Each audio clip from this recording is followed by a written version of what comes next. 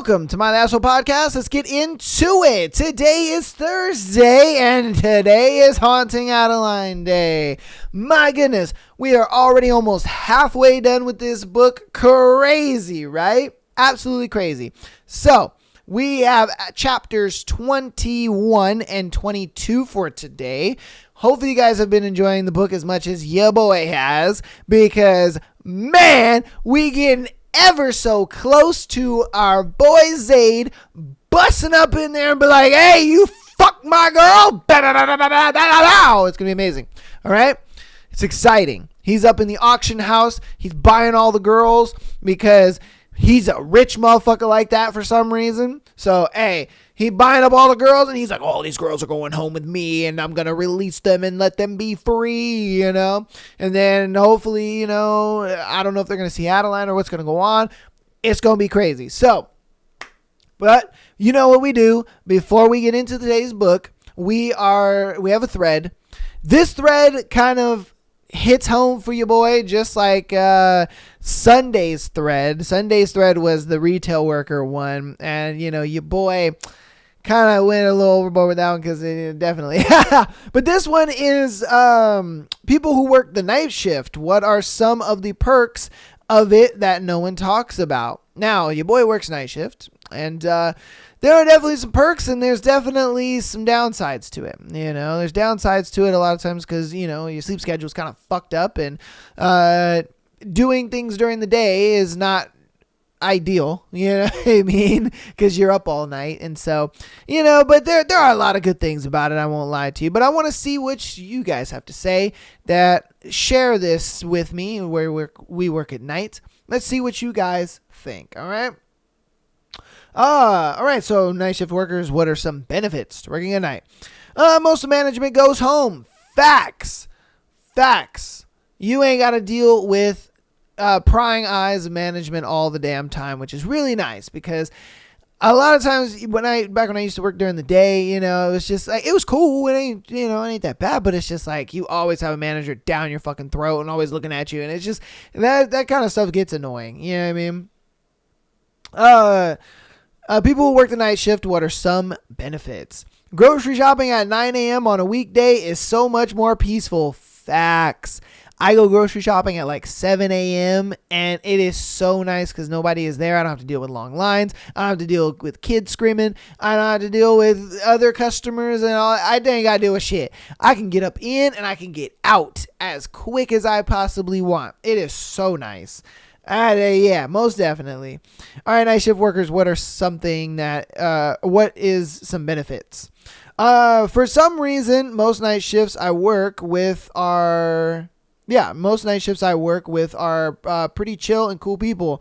Do work, go home, less drama. Yes and no.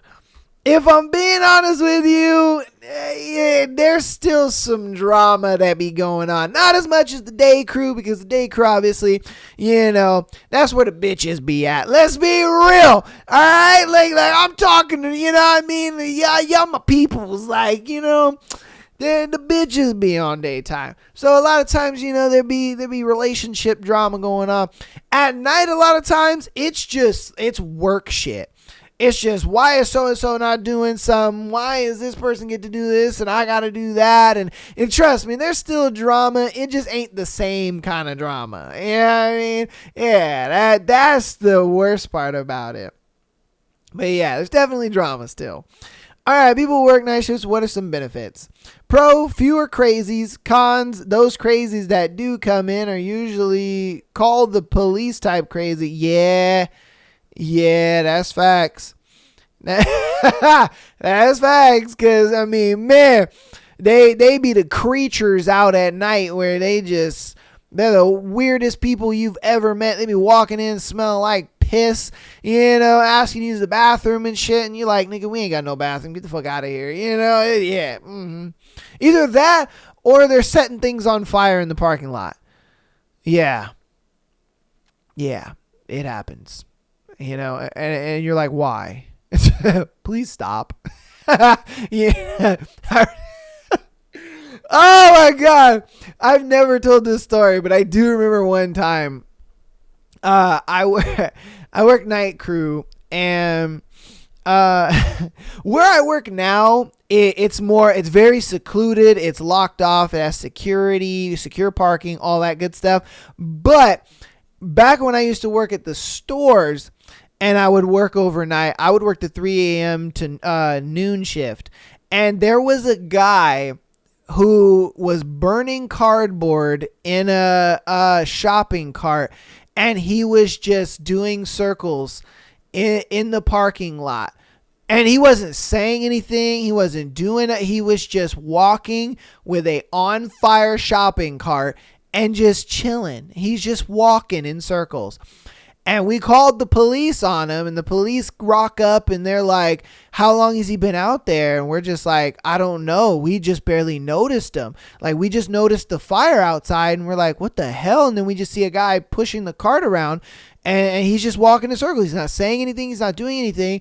And so the dude, we watched the police officer walk up to him and whatnot. And the guy just allows the police to, arrest him, put the fire out. But it was wild to kind of see something like that. You're just like, what goes through an individual's head when they're just doing something like that? Was this man just so far gone that he's like, fuck it, man?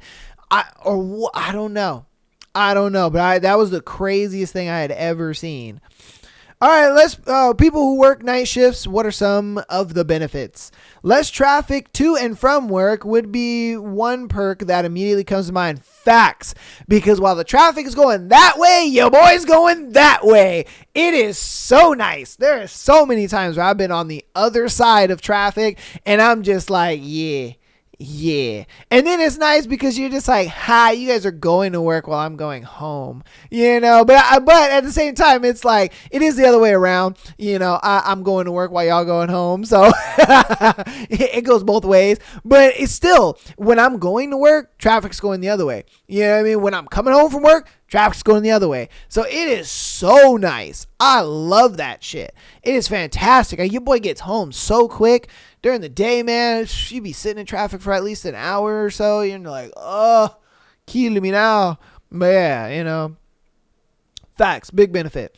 All right, people who work night shift, what are some benefits? I work 3 to 12s weeknights. Hey, facts. I used to work that. Friday, Sunday, it means I have all the time I need with my kids during the week, and I don't pay for childcare. Also, my hospital pays a good bonus for night shifts. So, more money, no children care costs. The Sunday to Monday transition can be rough, though. Hey, facts.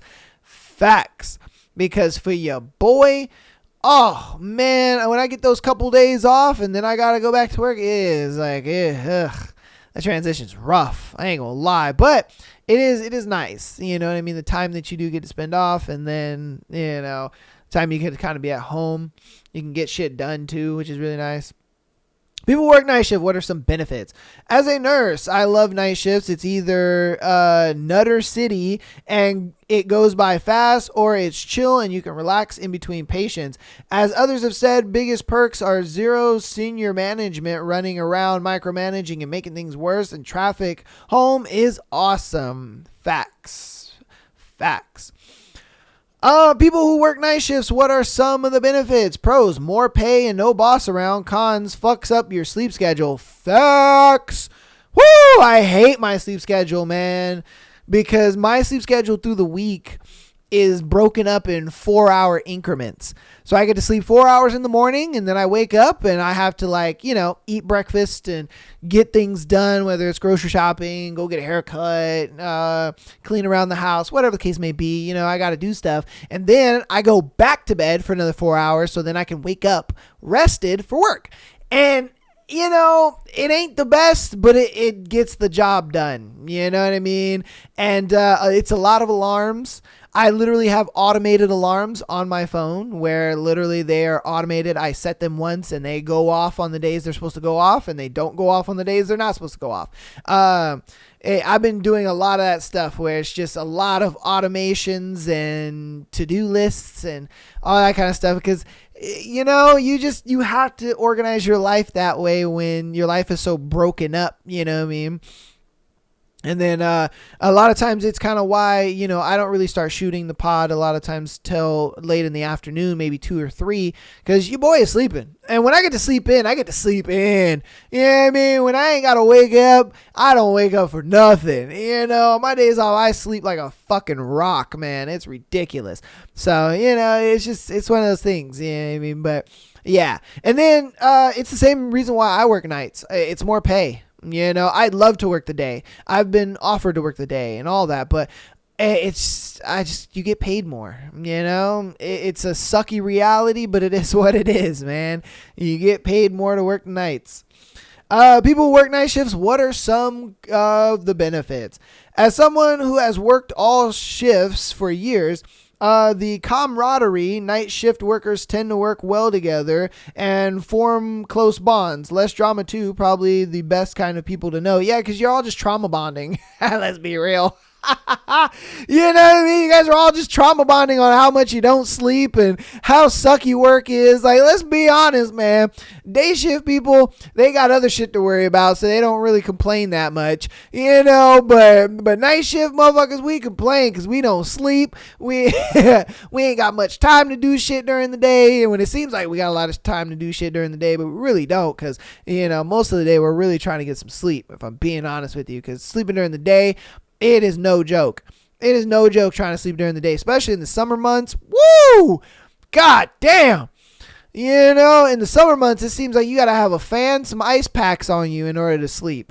It's bad, bro. It's bad. You ever try to get some good sleep in 90-degree weather? Trust me, it ain't the business, man. It ain't the business. Oh my God, it's all bad.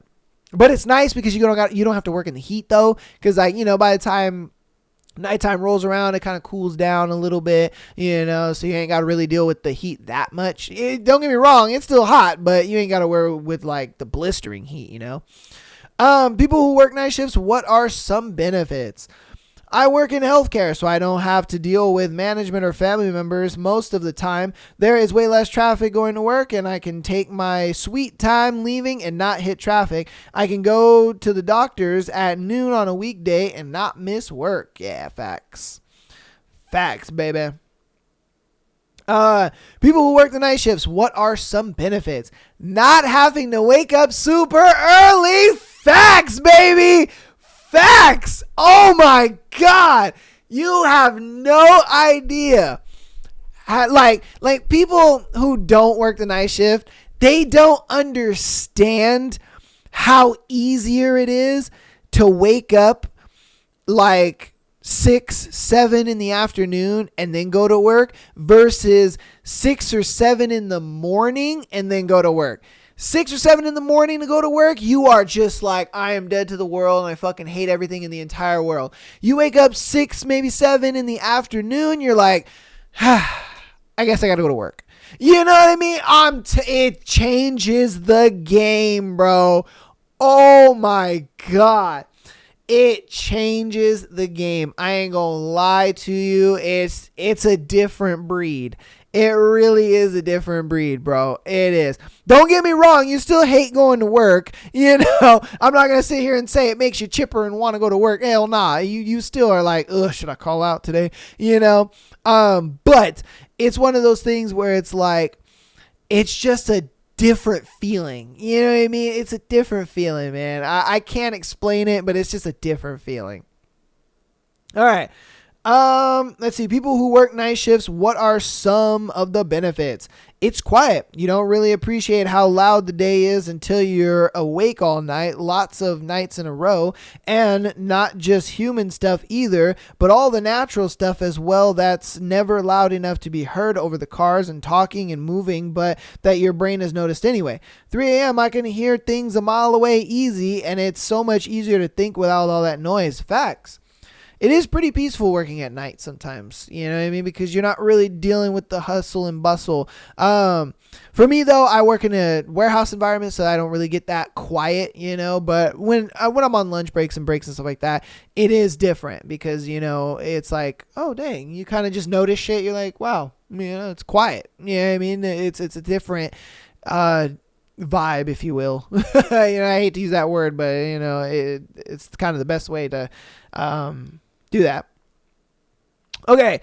People who work night shifts, what are some of the benefits? Grocery stores are empty in the morning and it's great parking. Facts. I always get a front spot. It's amazing. It's amazing. It's like parking in the back, but you're in the front. It's amazing. Oh, it's fantastic. You know what I mean? And then, like you said, the grocery stores are empty. So it's like, I can just get my shit and go. It's beautimous. Absolute beautimous. God damn. All right. Night shift workers, what are some of the benefits? Enjoying the fresh, light mornings on the way home in the summer, knowing you're off while most people are just starting their day. It's funny, we just talked about that. But there's that other way around, though. You gotta throw that in there. Like, while you're going to work, they're going home. So, you know what I mean? Yeah. But it is nice because you see all these tired people in their cars and they're like, you know what I mean? And you're just going home and you're just like, hey, I'm ready to go home, baby. Let's go. You know, so yeah, it is a good feeling. I ain't gonna cap. It's a good feeling.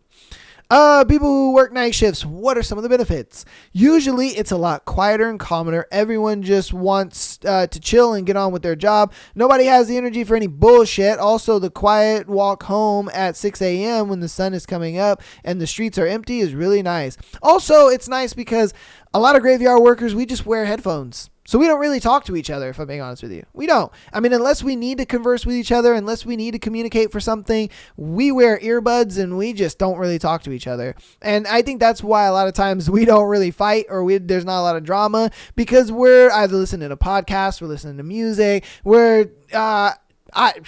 on the phone, you know what I mean? There are some people that I've noticed they're on the phone with their significant others or something like that. But yeah, I mean, it's just a simple thing where it's like, we just don't fucking talk to each other. You know, there's no real social interacting.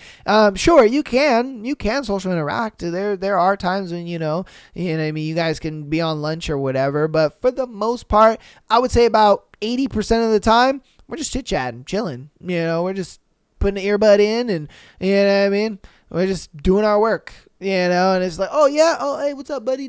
Oh, okay, cool. You know, and then you get back, and that's really it. Yeah, it's kind of nice. All right. Let's see. All right. A lot of them are just kind of the same stuff. No traffic, grocery stores. Let's see. I like this one. People who work at night shifts, what are some of the benefits? You can binge watch shows uninterrupted. I ain't gonna lie. Yeah. I do be watching shows at work. I ain't gonna cap. You know, during the slow times, bro, you boy be watching shows. I ain't gonna lie, man. And, you know, during the slow time, you just like, yeah. Oh, yeah, nah, you know, I be watching K-dramas like a motherfucker, man. I ain't gonna lie to you, yeah. Yeah, he's right about that. Definitely right about that. Yeah, a lot of the other stuff is just kind of the same stuff, you know what I mean? All right, that's going to go ahead and be that thread, man. Hope you guys enjoyed that thread. And that one was definitely one that was very relatable for me just because I work nights, you know, I do work them. I work them by choice just because, again, it makes more money, you know, and there's some perks to it, you know what I mean? And it's nice because you don't really deal with the drama of the daytime. You don't really deal with the drama of management and stuff like that. You kind of just can do your own thing at your own pace. And as long as the job gets done, they don't really bother you, you know? So it's really nice. But I hope you guys enjoyed that. If you guys are night crew workers or, you know, you are a night crew worker yourself, definitely get down in the comments and let me know what you think. What are the benefits to being a nighttime worker? But without further ado, though, I'm going to get through announcements as super fast as I can, and then we're going to get right into Haunting Adeline, you guys' favorite part of the show. All right, so patreon.com/MyTheAssholePodcast, get an exclusive episode every single Friday, as well as being able to send in your scenarios to be featured on Tuesday and Sunday episodes, all right? You you can send me scenarios on Instagram and TikTok and stuff like that if you wish. It's just the people who send them on Patreon, they obviously get dibs. So just saying. All right.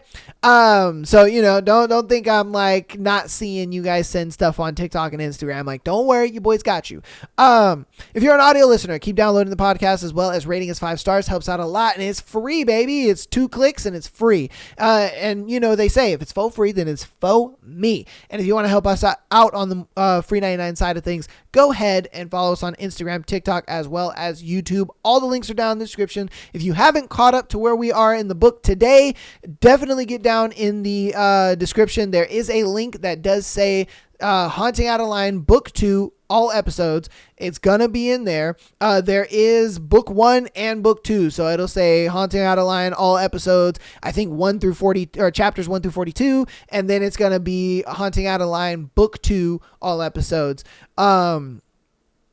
So make sure you know which link you're clicking. There is a Spotify and a YouTube link. So if you're watching on Spotify, you can do that. If you're watching on YouTube, you can do that. All right. So I got you guys. Get caught up if you haven't already. But without further ado, let's get into chapters 21 and 22 of Haunting Adeline. All right. Chapter 21. The Hunter. Motherfucker, I will fuck you up. Dare snaps from his computer chair, his chin tipped over his shoulder as he glares at me. I roll my eyes. You say that every time and never do. I wouldn't mind if he tried. These men are trained killers just as I am, and a good old-fashioned fistfight might serve to release some of the tension crammed in my muscles. The weight of carrying frustration, anger, and anxiety in my bones is taking a toll. I've gone out on a few missions to take down rings in Oregon to relieve some stress, but it's never enough. I push away and pace the floor behind him. His office is inside the vault, but you wouldn't be able to tell if it wasn't for the door. They hollowed out the room and transformed it into a basement. Right at the round entrance is a staircase that leads you down to the bottom, which has been expanded to run beneath the ground floor, where Case's work area is. Just like the rest of the bank, it's washed in browns, creams, and blacks. All of it screams money. So of course his get-up is a computer nerd's wet dream. His desk takes up an entire wall, filled with monitors and TV screens hanging above. LED lights flash colorfully around the room, highlighting the sharp edges of Dare's face as he searches through his channels again, checking to see if Addie was tagged in any locations. You're looming over me. I can feel your breath on the back of my fucking neck. I exhale extra heavily, prompting him to whip around and send a fist flying towards my dick. I easily avoid it, but he manages to surprise me and stomp on my foot with his, forcing me to step back. Touché. You hover worse than a wife checking over her cheating husband's shoulder, he snips. I would say the scorned wife, and I both have valid reasons. He grumbles something under his breath, leaning his face farther into the computer as he checks over the grid. His pet kneels beside us, head cast down, but I catch the hint of a smile on her face. Did you find out where Jillian and Gloria came from? I ask. Dare shakes his head. Not yet. I can easily trace the ones kept in a holding facility, like the ones you take down, because those are checkpoints for girls to be transported to and from, but many of the victims are taken to groomers before they're auctioned, and those are usually residential houses, and oftentimes off-grid to protect the homeowners. Whoever Francesca is, she's obviously a groomer and a well-hidden one. He has an entire map of transportation routes and checkpoints and insists that he would know if Addie were put up for sale or transported. There are minimal places to list girls for sale on the dark web, even for those who are selling their own children for profit, and Dare has access to every one of those channels. There is also an entire network for the auctions, moving girls to and from holding facilities, and other events where high-profile people can buy women and children, which Dare also has access to. But Addie is too high risk to be put through those standard processes. Claire is smarter than that, so we've shifted our focus to tracking down this Francesca woman, but there are no homes in the state of Oregon owned by her. What was their last known location before they disappeared? I ask, We've been narrowing our search down to surrounding towns within an hour's drive from Jacksonville, where the auction was held, but unless they have cameras within or outside of the house, we have no way to confirm if Addie is inside any of them. Prior to being auctioned, Gloria was last seen getting into a vehicle in Grant Pass, and Jillian was picked up in Portland. She has records for prostitution, so she most likely was being trafficked beforehand that way. Those cars are dead ends? Yep, he confirms. Drove somewhere with no cameras and never seen again from there. Fuck, I curse, beginning to pace again. It's the same ordeal with Xavier Delano. We were able to track his flight to Portland, Oregon, and a town car that drove him to the outskirts, but he fucking disappears again after that. They've taken every fucking precaution to make sure there is no trail leading to this house. Dare clicks through a map as he says, "There are hundreds of thousands of homes in our targeted areas. Addie has to be in one of them, but narrowing down where is..." He cuts himself off, his eyes narrowing in concentration as he murmurs, "Interesting." What? There's an old train system that used to operate in transporting girls near Grants Pass. It says it's still active, even though this railroad line has been closed for decades. He goes on to Google Maps and tags the coordinates of the railroad, and then zooms in until it shows us a 3D view of it. The train is left abandoned on the railroad, the trailers corroded with nature and rust. It's in the middle of woods, with nothing but trees surrounding it. Another decade and most of the wildlife will have taken over completely. It's just odd that it's still considered an active channel, Dare says, his brows pinching and a frown tugging down his lips. Are there any residential homes nearby? Doesn't hurt to look, he replies. He looks up at me. Keep in mind, there's no way to legitimately confirm that they're holding girls in them unless you storm the place. My advice, don't do that. I arch a brow in response. He rolls his eyes and turns back to his computer, realizing he's talking to a person that just barged into Mama T's house unannounced to get to them. What's stopping me from doing it to anyone else? The answer is nothing. I'm going to need a long session with my pet after dealing with you, he mumbles. You're welcome. He smirks but focuses on the screen as he navigates through the forest. For a long while, he doesn't find anything. Long enough that I start pacing a hole in the floor behind him. Found something, Dare announces, about 20 minutes later, drawing my attention back to him. I come up behind him and lean down to get a better view. If the fucker says I'm hovering again, I'll steal his pet and drop her off somewhere random just to inconvenience him. Asshole is fucking blessed to have me so close. A massive run-down house emerges from the trees. It looks like its prime was in the early 1900s. Still, it's livable, big, and definitely well hidden. My heart picks up speed, and for the first time I feel an inkling of excitement. Where is it located?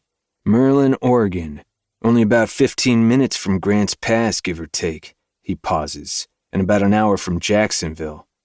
By the time he finishes his sentence, I'm nearly vibrating.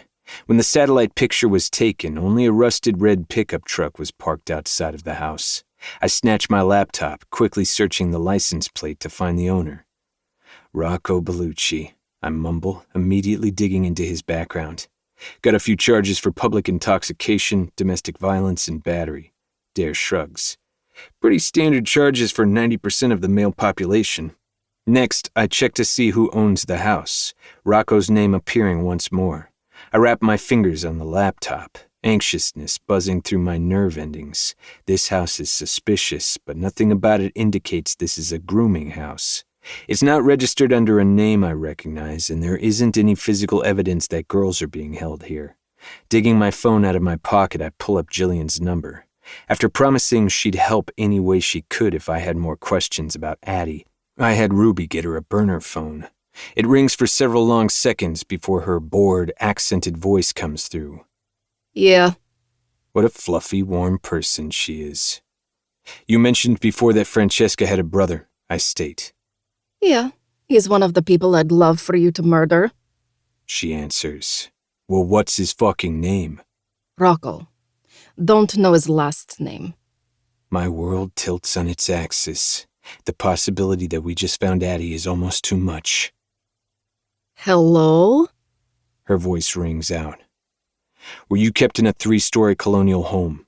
I name off a few more attributes of the property that might be recognizable, and when she doesn't answer right away, I almost crack the phone in half. That's it. She says finally. Fuck. Jillian? Yeah. I'm going to murder so many fucking people for you. The last thing I hear is her snorting before I hang up the phone, and I look up to meet Dare's rounded eyes. We found her? We fucking found her, I confirm, immediately pulling up directions to the house. It'll take about 4 hours to get to Merlin from Portland, but I need to prepare first. I won't know how many people will be occupying the house beforehand, so it'll be necessary to have Jay in my ear and Michael and Ruby with me in case there are more girls being held there. I'll have several more mercenaries following close behind if I need backup. Z? I look up. What if she isn't there anymore? My eye twitches from the mere thought. The possibility is high, but at least I'll have the people in my hands that can lead me straight to her. I meet his stare, and for just a moment I unleash the darkness. Then a lot of people are going to die. I have news, Jay says through the car speaker. It's 6 o'clock in the morning and still pitch black, the sun not even broaching the horizon yet. Dense fog is shrouding the roads, making it hard to see. I'm 5 minutes away from Francesca and Rocco Bellucci's house. Dea in the passenger seat next to me, while Michael and Ruby are driving behind me. It's only about 10 minutes from the Rogue River, so acres and acres of national forest surround the property. Last night I managed to hack into a few of the satellites. The government likes to tell people that satellites aren't interested in your house, but that doesn't mean they don't intermittently take images. Jay's flipping through them now, but he hasn't seen any sightings of Addie. What? I sent a drone over the house, he starts, and the entire property is in an absolute upheaval. There are about 30 men currently searching around the property. Half are in the woods behind the house, and the other half are walking the road. Right when he finishes, 2 black SUVs fly past me, and I spot several men on foot up ahead. Shit, I mutter, slowing down until I come to a stop right beside a man. Jay let Michael know what's going on and keep a drone on us. I roll down my passenger window, and the guy bends at the waist, eyeing Dea and me with impatience. Everything okay, sir? I ask. Everything's fine. Nothing you need to worry about. Looks like you're having a search party. Do you need help? I push. Nah, just looking for my dog. I arch a brow and Dea gives him a look. You must really care about this dog, she remarks. Yeah, the bitch is priceless, he retorts. Now keep it moving, you got cars behind you, dickhead. But I'm already rolling my window up and pressing hard on the gas. Hear that, Jay? I ask, my chest tightening. Yep. Do you think it's Addie? I shake my head, my thoughts racing faster than my car. Jillian mentioned other girls in the house, so it could be any one of them, but there's a really good fucking chance. I don't think they'd have a massive search party like this for a regular girl. It sounds like Addie. She's brave. I bite my lip, a plethora of emotions rising in my chest. Excitement, fear, and pride. I make a quick decision to head towards the train. I have no idea what direction she's gone in, but I know she's too smart to take the road. Too many possibilities to get caught and brought right back to the house. But there's a chance she found that train and is using it as a guide out of the woods, or seeking refuge in it. Dea's phone buzzes for the millionth time, and she sighs as she taps on it. Her mother again? Yeah. She says softly. She's been a wreck since Addie went missing, and I think she's told every police officer in the state about themselves and their mama because they haven't found her yet. She knows we might get her today? She nods. Yeah, I probably should have waited, but I've just never seen Serena like this before, and I guess I just wanted to give her a little bit of hope, you know? It's been over 2 months, and I think she was all but convinced Addie's dead. I flick my gaze to Dea. She's going to get her daughter back today. Call me psycho, but my girl is close. I can feel it. Before Dea can respond, Jay's voice cuts in. Oh, shit. What? I snap. About 2 months ago, there are a couple satellite images of a massive gathering at the house. I looked to see if there was an influx of flights and hotel bookings, and sure as shit there was. I mean, dozens and dozens of high-profile men from all around the world flew in and stayed in surrounding hotels. One of them was Xavier Delano. He was booked into a hotel 45 minutes away every week for the past month. Just like Jillian had said. He's been visiting her often. Fucker. Dea mutters. White, hot fury builds in my chest, an ever-present volcano ready to erupt at any second. And it has, many times, resulting in a lot of traffickers dying and a couple of buildings burnt down. I try to concentrate, otherwise I'll go blind with rage again, and my car will go careening off the side of the road. I come up to a dead end, my only option being to turn left or right. Jay, is the railroad line up ahead? Yep, a few 100 feet. He confirms a moment later. We're going to search on foot, but I have a few men on standby, and I want you to send them to the house just in case. I don't want anyone to leave. Got it. I turn left and drive for a few seconds before coming across a hiking trail. There's a small lot, so I quickly whip into a parking space. Put your Bluetooth in, I tell Dea, sticking my own in my ear. Michael has pulled in the spot beside me, and the four of us exit the cars. Is it Eddie? Michael asks immediately. We don't know for sure, but I think it is, and she can't be far. Ruby gasps and puts a hand over her heart. Always one to be theatrical. Ooh, we best hurry then. She's probably so scared, poor girl. Michael nods, a small hopeful smile tipping up his lips. Help direct us to the railroad line, I tell Jay after calling him on the Bluetooth while pulling out a cigarette from the pack. Those will kill you, Jay complains. I look up, noting the drone stationed 50 feet above my head. I raise my hand and give it the finger. Jay chuckles through my Bluetooth and tells us where to head. It takes us about 5 minutes of speed walking to find the train. How long is the train? This one is larger than most, stretches about 2 miles. You've got about a half mile to your right and the rest to your left. I turn to Michael. You and Ruby go right, and Dea and I will go left. He nods, already taking off in the direction. See you soon, he says, waving a hand, Ruby quickly following after him. Ruby, I call. You got a gun, right? You're damn right I do, she shouts back, not even glancing behind her. Smiling in approval, I head in the other direction, my bones rattling with anticipation. I'm coming home with my little mouse tonight, and then we're going to burn down the world together. Chapter 22. The Diamond. The tip of my toe catches on a rock and I stumble forward, managing to right myself before I eat dirt. The cold has settled deep in my bones, and all feeling in my hands and feet have depleted. I don't know how long I've been running now, but I've counted the trailers I've passed. 12. Only 12. It's pitch black outside still, and an owl is hooting somewhere in the distance, easily drowned out by my namesake. Diamond. I heard Rocco's friends calling for me right as I reached the train, and I'm seconds away from bending over and puking, which would lead them straight to me. If not by the sound of my retching, then by the puddle of vomit I would be leaving behind.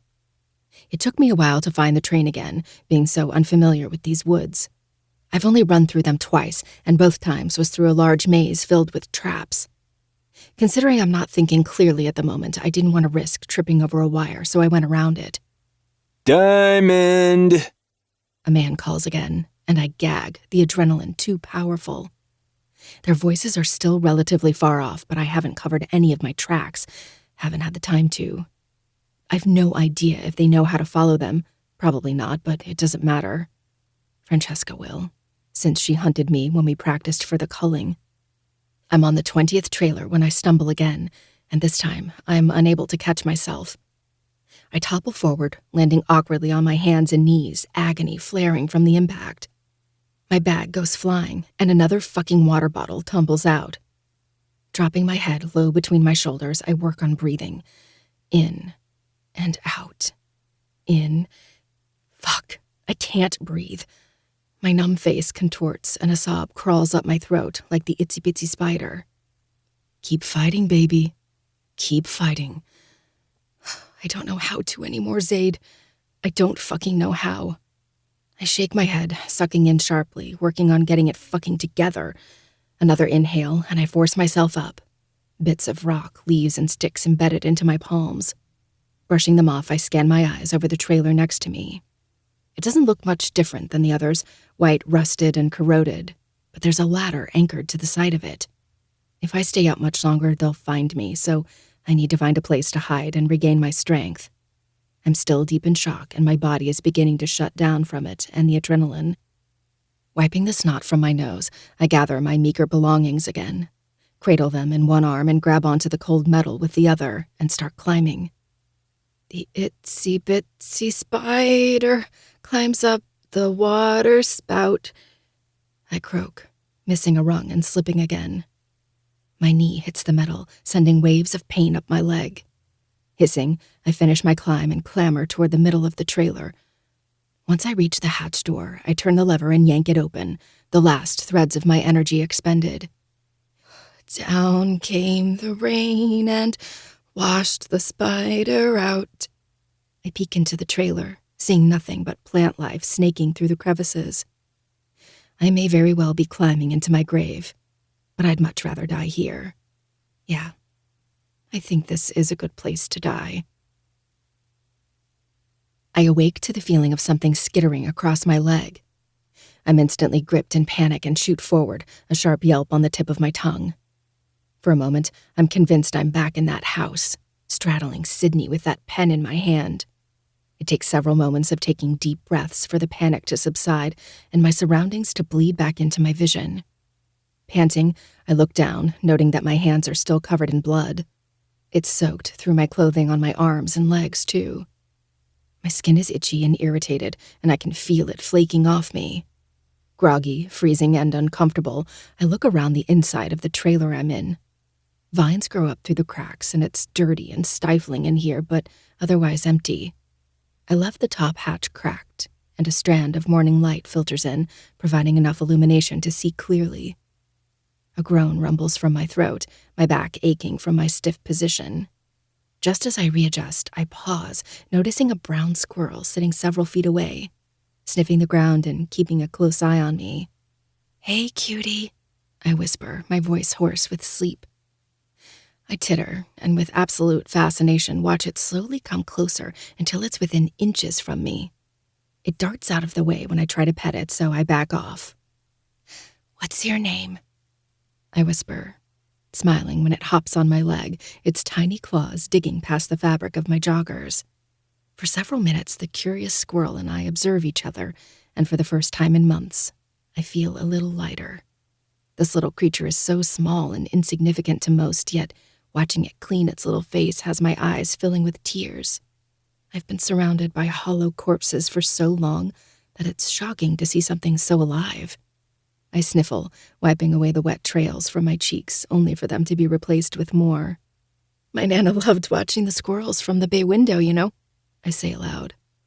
"So, I'm going to call you May. Her birthday was in May, and I think she'd love you." The squirrel titters, crawling down my leg towards my foot. I laugh when it nibbles at the tip of my shoe, tugging on the material slightly. I gasp when I see another squirrel come rushing toward us out of the corner of my eye. "Oh my God, there's two of you!" I squeak, keeping my voice quiet. May hops off my leg and meets up with her companion. The couple chases after each other, pulling another laugh from my chest. Several vines cling up the side of the trailer, directly up towards the hatch. With both fondness and sadness, I watch the couple climb up the vines and squeeze their fluffy little bodies out of the crack. "Bye, May," I whisper, loneliness settling in. Instead of letting it sink its claws into me too deep, I force myself to stand, my back and legs aching painfully. I don't remember much after dropping down in the trailer except that I nearly twisted my ankle, but I must have fallen asleep soon after. Considering there's a blue tint to the light peeking through, it's still early morning, and no more than a few hours could have passed. There's no doubt that they're still looking for me, and I battle with the decision of whether I should keep moving or wait it out and hope they give up on searching the forest. I'm terrified to reach the point where I no longer have the protection of the abandoned train. After that, I'll be out in the open with only 2 kitchen knives to keep me safe. Deciding to forge ahead, I take a moment to gobble down a granola bar and chug half a bottle of water, determined to eat and drink sparingly. I want to throw these stupid water bottles for nearly getting me caught, but I have no idea how long I'm going to be stranded for, so I need them. When I dropped in here, I hadn't really given much consideration on how I was going to get out. And now, I really regret that decision. I look around, hoping to find something that will give me a boost, but there's nothing in here. Shit. God, can we barter or something? If you help me get out of here, you have my permission to knock off 10 years of my life. That'll leave me with 5 years left with all this stress, and I'm content with that.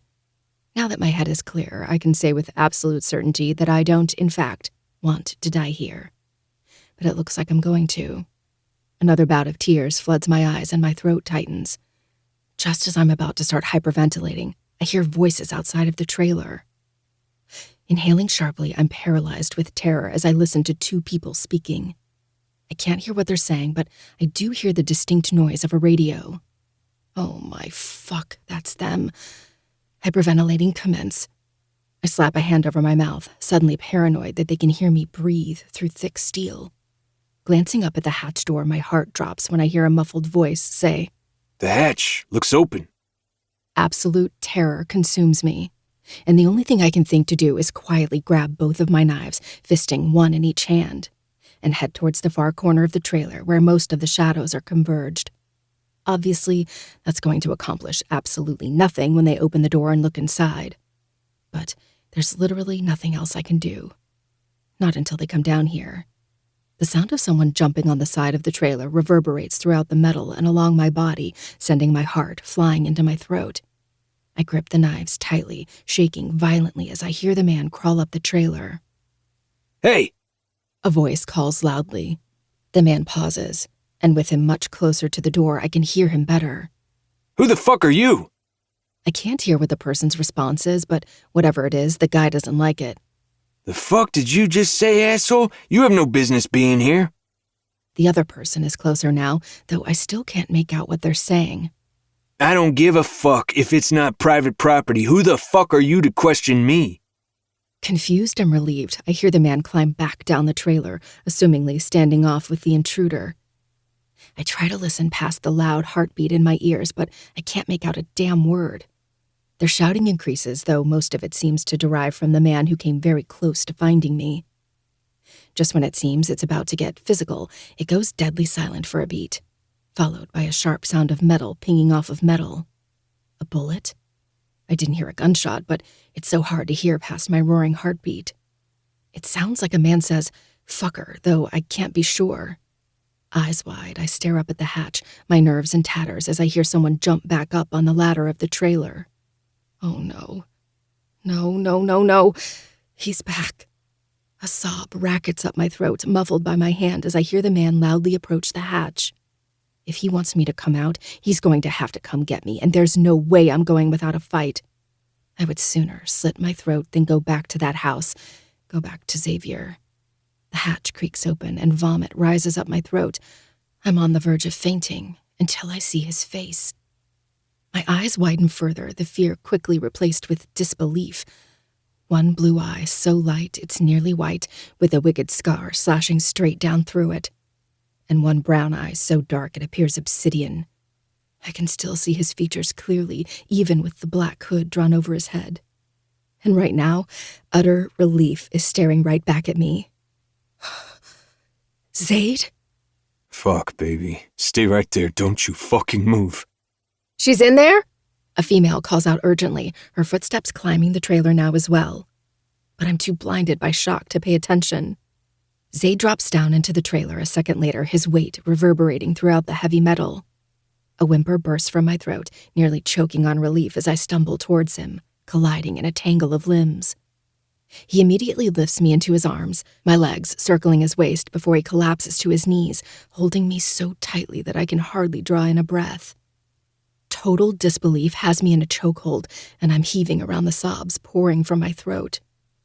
They rack my body so profoundly that my bones rattle from the force. I'm here, little mouse, I'm here.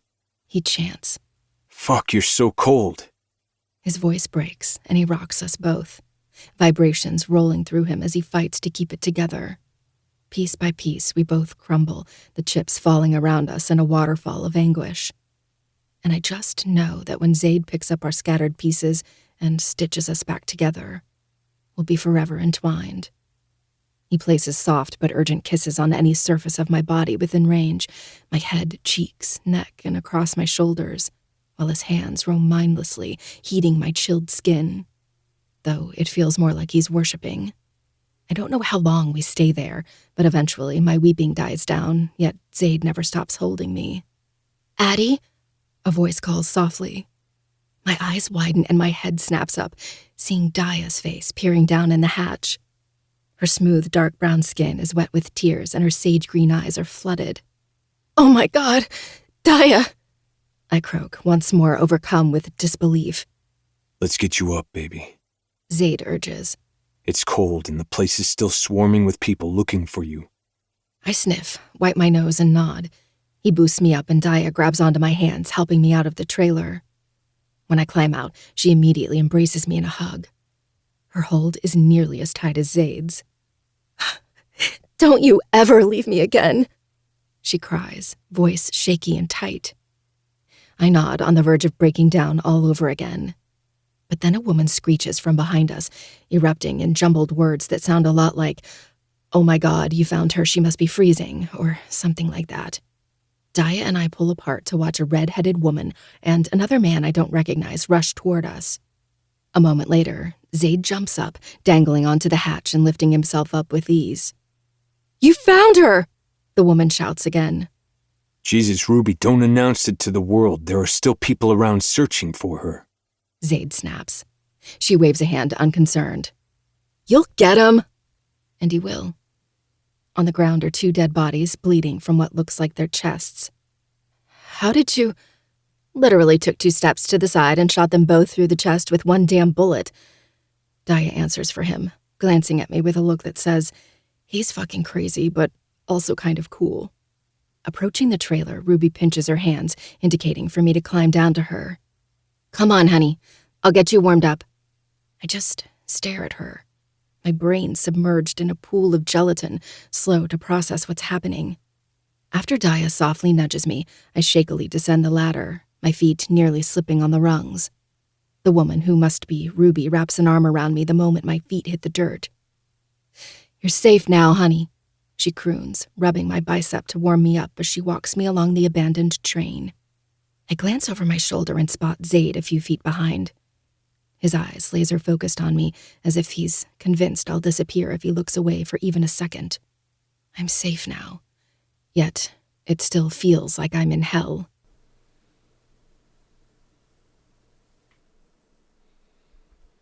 All right. And that was chapters 21 and 22. All right, our boy Zay finally found Adeline. Let's go, baby.